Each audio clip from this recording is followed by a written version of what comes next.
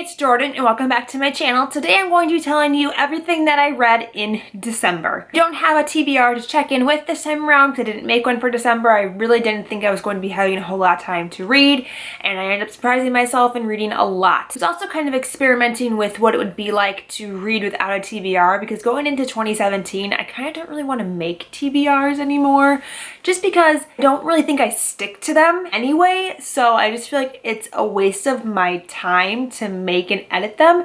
Like I could make a different video and edit something else than that. So this month was kind of a trial run to see how I would do without a TBR, and I did really well. I read 6 books, so it's not like the TBR encourages me to read more or whatever. I still read a ton of books. So first I picked up Falling Kingdoms by Morgan Rhodes, and I ended up giving this a 3 out of 5 stars. To be honest, I had some pretty lofty expectations going into this book. I'd heard so much praise about it, and there were some people who absolutely love and die for this series, so I was expecting it to be this just amazing story. Well, it could be at the point that they're raving about it because this is a 5-book series at the moment. It wasn't at the level that I think they're praising it for, if you know what I mean. I felt it very similar to someone who went into Throne of Glass like right now with all of the hype surrounding that series and read the first book and was like, well, this isn't as good as everybody makes it out to be because they're praising it based on book 5, not on book 1.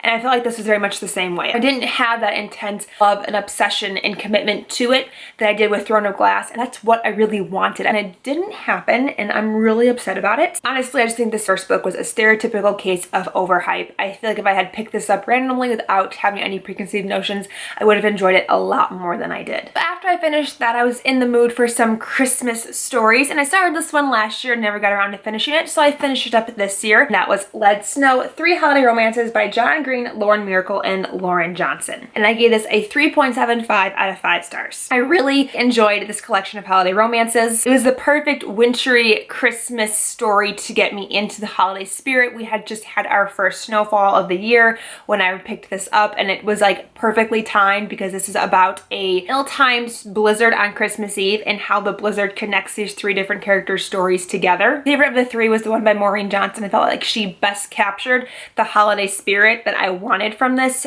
Hers was the one that took place on Christmas Eve. It was like that night before Christmas when everything is just at a heightened level of magic. All revolved around Christmas, but hers was definitely at that pinnacle moment of just magic, and I loved it so much. They were also my favorite of the romances. I think that theirs was the cutest and just the most heartwarming. The other 2 romances weren't by any means bad, but I just really liked Maureen Johnson's the best. Ultimately though, the authors did a wonderful job at seamlessly weaving the 3 stories together. They had wonderful references to each other's stories within their own stories, and it just felt like one cohesive unit and didn't really feel like 3 separate stories, but it really like worked well together, and I really loved how much it worked together. And I would definitely recommend this if you want a wintry Christmas feeling story. This could even work after Christmas. It does take place on Christmas, but it has a lot more wintry themes, I think, than actual Christmassy themes. And after that, I still wanted some more Christmas romance in my life, so I picked up Dash and Lily's Book of Dares by Rachel Cohn and David Levithan. I gave this a 3 out of 5 stars. This follows a young girl, Lily, whose brother puts a book of dares in the Strand bookstore, and Dash happens to find it. And throughout the novel, the 2 write back and forth to each other and send each other on these crazy dares around the holiday season that all have to do with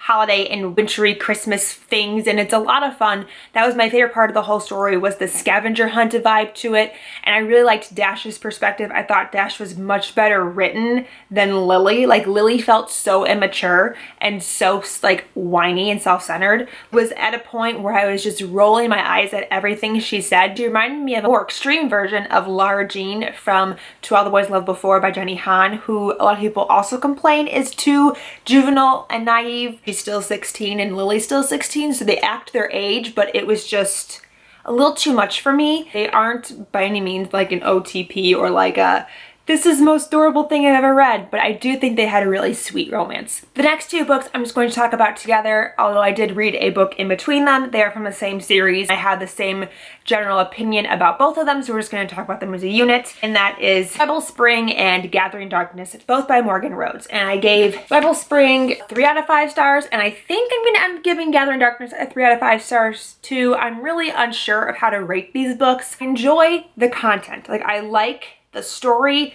I like the characters, I like the world. The magic system is becoming super unique. She's expanding on it a lot, and I love those aspects of it. There's something about these books though that I can't get with, and it took me a while to figure out what it was. And then I watched Mari's review from My Name is Mayonnaise for Rebel Spring, and she nailed it on the head. It's the writing style. I do not like Morgan Rhodes' writing style. Ultimately for these books, I have decided to make a separate video for them. So if you want to hear more of my thoughts on the Fallen Kingdom series, the first 3 books, I will check out that video. Really, I just have a lot to say about this, and I don't feel like I can adequately include as much as I'd like to in this wrap up. So be on the lookout for that very soon. And the last book that I'm going to talk about today is Maybe Someday by Colleen Hoover, which I gave 5 out of 5 stars. 2 characters in this book were just so real, I felt. I just feel like people really go through this, and it's a really delicate situation that a lot of people experience, and it's a very shameful situation because it's emotionally cheating on somebody else. I don't know how to explain it without giving away spoilers. I felt like it was a very realistic situation. There's a wonderful essence of music throughout the story too. Our main characters are both very musical, and Colleen Hoover teamed up with a musician to bring the songs that they write together